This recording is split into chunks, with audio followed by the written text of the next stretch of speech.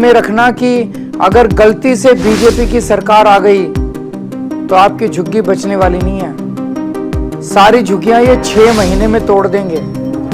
और अगर आप मेरे हाथ मजबूत करोगे, आम आदमी पार्टी की सरकार दोबारा बनेगी, फिर देखना खबरदार कोई आपकी झुग्गी को हाथ लगाए तो मैं किसी को आपकी झुग्गी नहीं तोड़ने दूंगा।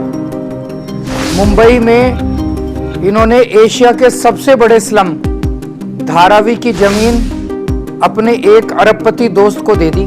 राजधानी दिल्ली में बुलडोजर कार्रवाई जोरों से चल रही है। पहले जंगपुरा, उससे पहले कई और जगहें और फिर वजीरपुर में बुलडोजर कार्रवाई हुई। दिल्ली में बीजेपी ने अपने 100 दिन पूरे किए और गरीबों के आशियाने उजाड़ दिए गए।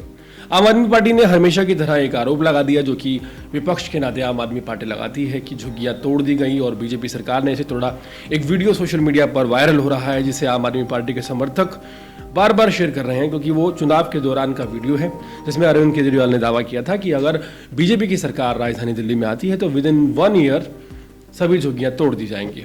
और इसमें अरविंद केजरीवाल ने यह भी कहा था कि हमने रोक रखा है झुग्गियां तोड़ने से। पहली चीज़ तो ये कि ये जो झुग्गियां तोड़ी गई हैं, ये कोर्ट के ऑर्डर से तोड़ी गई हैं। जंगपुरा में कोर्ट का ऑर्डर था कि 31 मई तक वो सारा जो प्लेस है उसे खाली करा लिया जाए।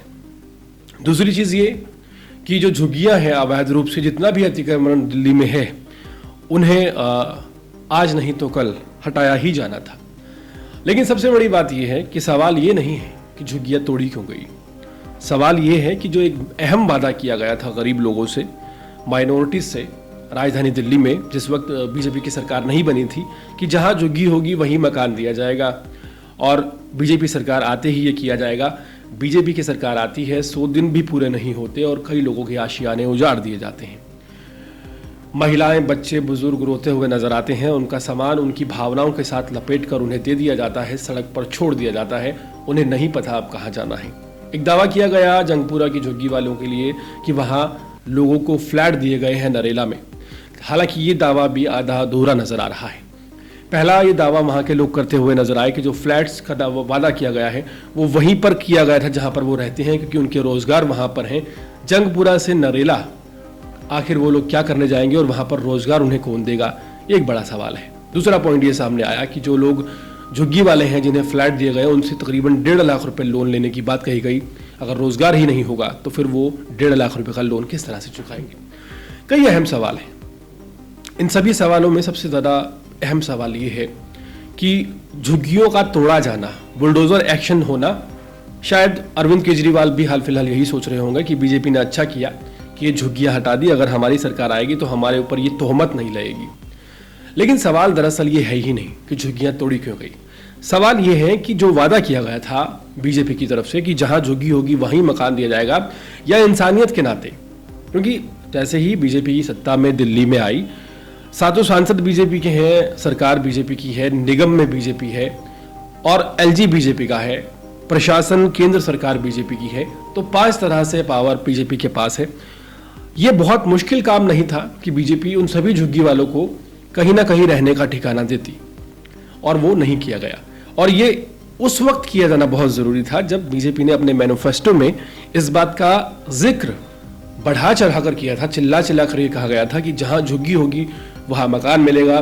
चुनाव के दौरान बीजेपी के तमाम नेता झुग्गी वालों के साथ ना सिर्फ सोने गए, उनके साथ वीडियोस भी बनाई, सेल्फीज भी बनवाई और उनके साथ फोटोएं खिंचवाकर अपने सोशल मीडिया पर शेयर करते हुए नजर आए।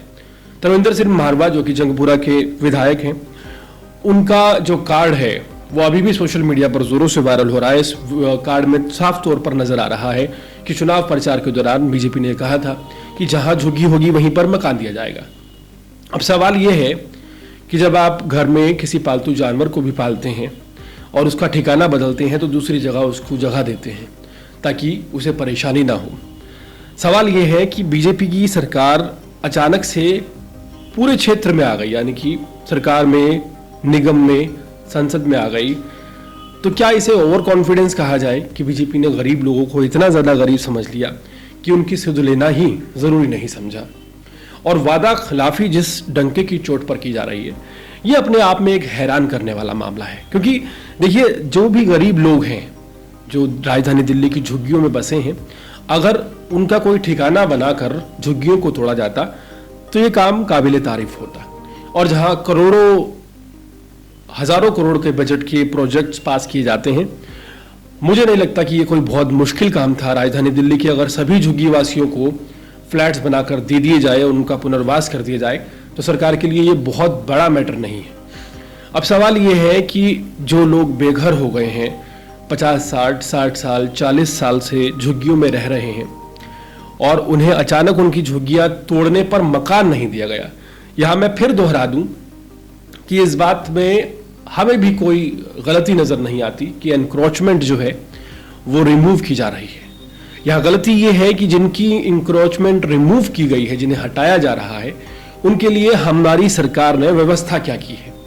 किसी भी गरीब तबके के शख्स के साथ अगर सरकार देखती है कि उसका घर तोड़ा जा रहा है तो कोई ना कोई व्यवस्था, कोई टेम्परेरी जुगाड़, कोई शेल्टर उनके लिए होना चाहिए था, जो कि नहीं है।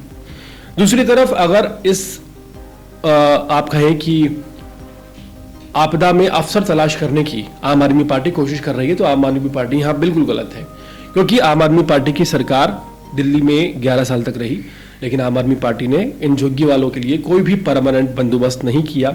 अगर किया होता, क्योंकि सरकार के हाथ में बहुत कुछ है, अरविंद केजरीवाल अपने भाषणों में अक्सर ये कह चुके हैं कि पैसा बहुत है, पैसे की कोई कमी नहीं है। अगर वो सरकार भी चाहती तो आज इन झुग्गी वालों के पास टेम्परेरी कोई ना कोई ऐसा समाधान होता कि इन्हें अपने आशियाने छोड़कर जाना नहीं पड़ता। तो यहाँ पर बड़े सवाल खड़े हो गए हैं कि दिल्ली के विकास की अगर बात की जाए तो दिल्ली का विकास सिर्फ झोपड़ियां झुग्गियां तोड़कर ही होना था।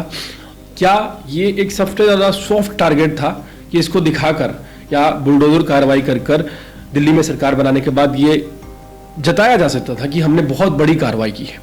लेकिन सवाल ये है कि इस कार्रवाई के पीछे की जो दिक्कतें सामने आएंगी, जो गरीब लोग सड़क पर आ जाएंगे और बारिश के मौसम में जिनके पास रहने के लिए घर नहीं होगा, वो जब आपका विरोध करेंगे तो जो माइनॉरिटी कम्युनिटीज हैं, जो गरीब तबके के लोग हैं, वो कहीं ना कहीं उन लोगों के साथ हो जाएंगे।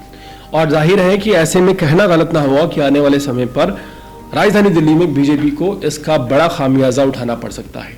किसी शायर ने बहुत खूब कहा है कि लोग टूट जाते हैं एक घर बनाने में, आप तरस नहीं खाते बस्तियां मिटाने में। पूरे मामले पर आपकी राय क्या है? कमेंट सेक्शन में जरूर बताइएगा।